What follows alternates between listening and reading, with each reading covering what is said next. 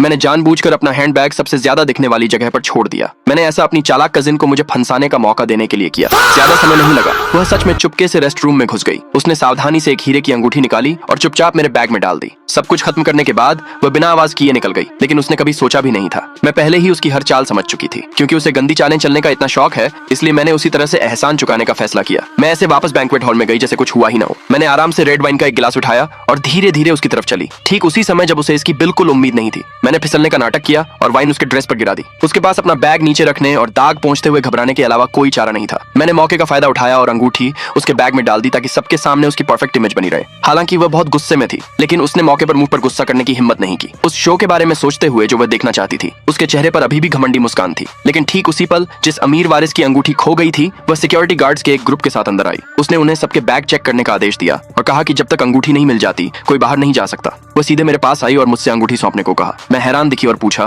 तुम कह रही हो कि मैंने इसे चुराया है, तुम्हारे पास क्या सबूत है? जरूर कोई गलतफहमी हुई होगी। लेकिन उसने सुनने से मना कर दिया। उसने कहा कि वह सिर्फ एक पल के लिए ऊपर गई थी और अंगूठी गायब हो गई। उसने दावा किया कि उसने खुद मुझे एक वेटर के साथ ऊपर जाते देखा था, लेकिन वेटर की तलाशी लेने के बाद उन्हें अंगूठी नहीं मिली। इसलिए उसने जोर दिया कि अंगूठी जरूर मेरे पास होगी। मेरी चालाक कजिन ने मामले को और खराब करने के लिए बीच में दखल दिया। उसने कहा कि अगर मैंने सच में इसे लिया है तो मुझे इसे सौंप देना चाहिए, शायद वारिस मुझे जाने दे। लेकिन मैंने मजबूती से कहा कि मैंने कुछ नहीं लिया है। मेरी कजिन ने कहा कि तू अपनी बेगुनाही साबित करने के लिए अपना बैग दिखाओ। मैंने नाराज होने का नाटक किया, कहा कि यह मेरे चरित्र का अपमान है और मैं ऐसी कोई जांच स्वीकार नहीं करूंगी। इससे वारिस का गुस्सा पूरी तरह से भड़क गया। उसने गार्ड्स को मुझे पकड़ने का आदेश दिया और खुद मेरी तलाशी लेने का प्लान बनाया। वह बहुत इमोशनल हो गई क्योंकि वह अंगूठी एक अनमोल खानदानी चीज थी। उसने मेरा बैग पकड़ा, उसे उल्टा कर दिया और फिर भी उसे कुछ नहीं मिला। मेरी कजिन हैरान रह गई। उसने साफ तौर पर उसे खुद ही रखा था, वह कैसे गायब हो सकती थी? लेकिन वारिस ने फिर भी हार मानने से मना कर दिया। उसने कहा कि मैंने उसे कहीं और छिपा दिया होगा और वह चाहती थी कि गार्ड मेरे कपड़े तलाशे। किस्मत से उसी समय ग्रुप के चेयरमैन आ गए। उन्होंने तुरंत अपनी पोती को रोक दिया। वह मेरे पास आए और मुझसे माफी मांगी। सब तुरंत